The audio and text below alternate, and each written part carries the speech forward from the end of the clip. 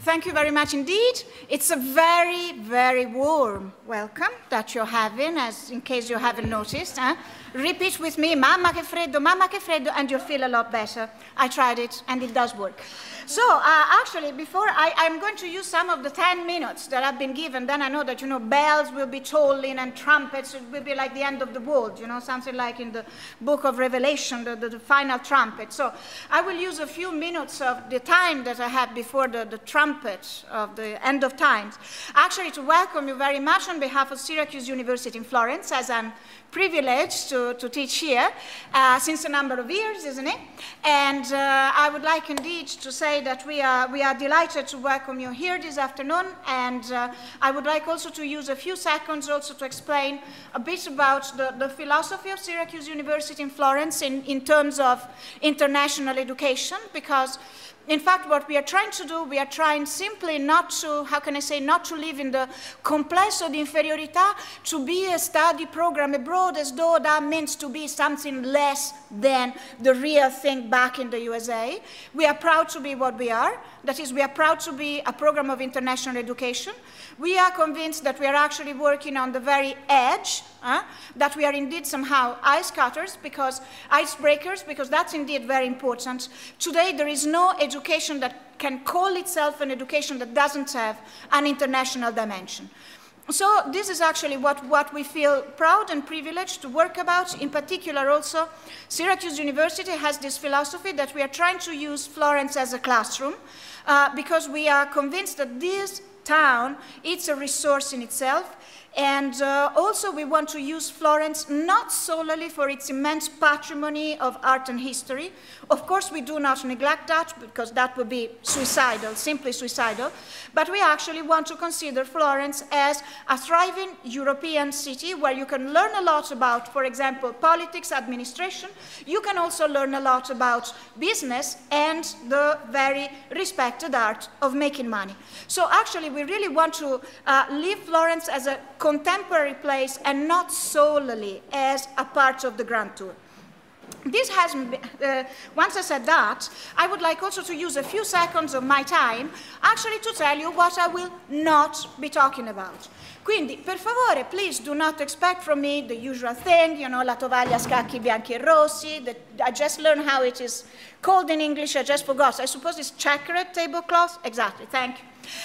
Poi then, you know, con il fiasco, con la paglia, the stroke over bottle, and, you know, the pergola, and the whole family with 10 children, no, that eats the spaghetti, eccoli qui, no? The spaghetti on the checkered tablecloth, con tutti I bambini e la nonna, etc.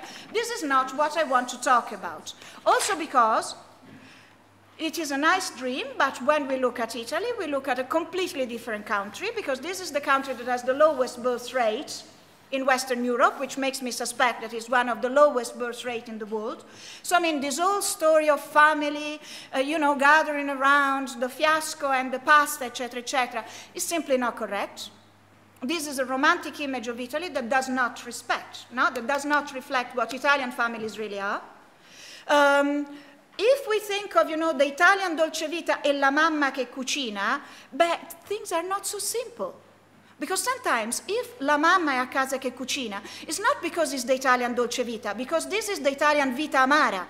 Because I'm just back from Siena, when we had this major nationwide event of women of the Movimento of the 13 Febbraio, you might have heard about, and there were women coming from Calabria that said that in southern Italy, less than 1/3 of women in their active age is part of the work market. So each time we talk about the Italian dolce vita, problematize it a little bit. And I would say that especially for a network of people who are dealing with business, this is something that we need to consider.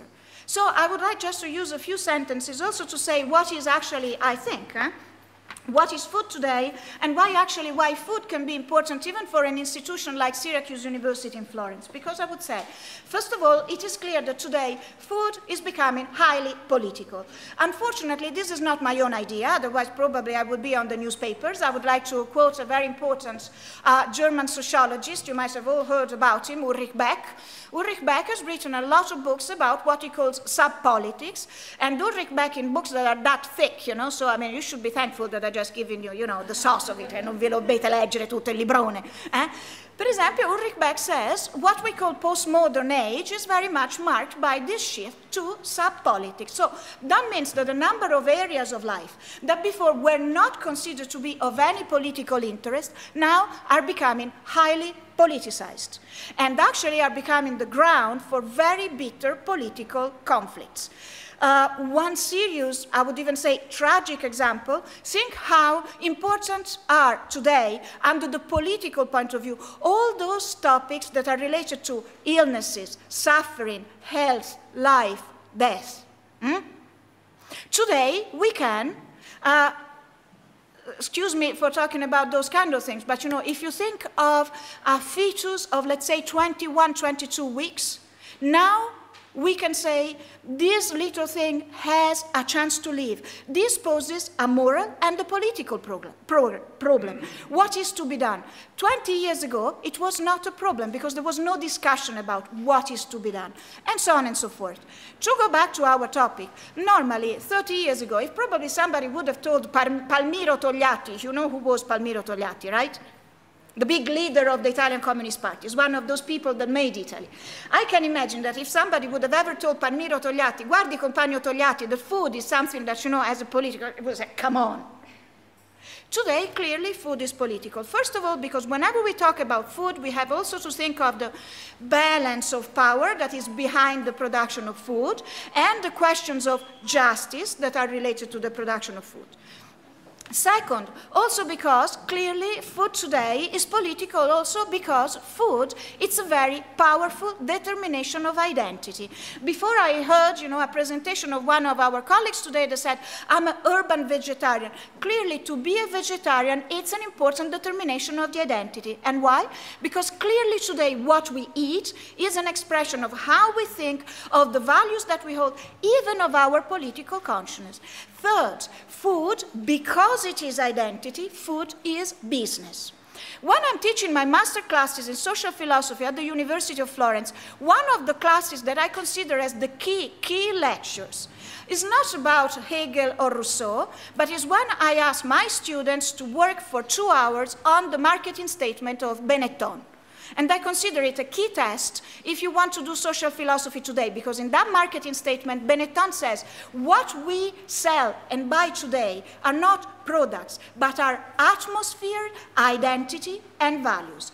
All of you that are into business, not me, because it's not that I'm not interested in money, it's money that is not interested in me, it's the other way around, but I suppose that you are those who are, you know, good at money. So today, if you work with food, in reality, what you're buying and selling are atmospheres, aspiration, dreams, identity, and at the end of the day, values. That's why the myth of the Italian checkered table holds, although it is still so far away from reality.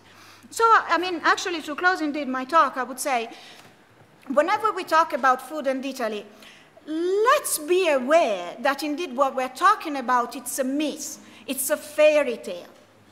Let's try to handle this fairy tale responsibly, because actually, indeed, also to promote a right culture and also right approach about food is something that indeed, you know, takes a lot of responsibility. Food through conviviality. It is true. Here at Syracyse University, we care a lot about it. That's why we also make a very unpopular, somehow, choice, because we ask our students not to be in student apartments where they can, you know, do all kinds of things. But we ask them to stay in Italian families. So that means that once a day, they have to be for 30, 45 minutes, actually, in the same place, sitting down at a table, senza cellulare, senza iPod, senza whatever these kind of things that I'm also using the whole time because we have to do them, and when they actually talk to people. So it isn't as though this dimension of conviviality is not important, but we must not take it for granted, because this is not the Italian dolce vita, it's a dream of life, it's an aspiration of life that perhaps does not exist anywhere, but also a responsible business community can help to develop this vision that is not solely about spaghetti, but is about, I would say, a more embracing idea of what life should be about.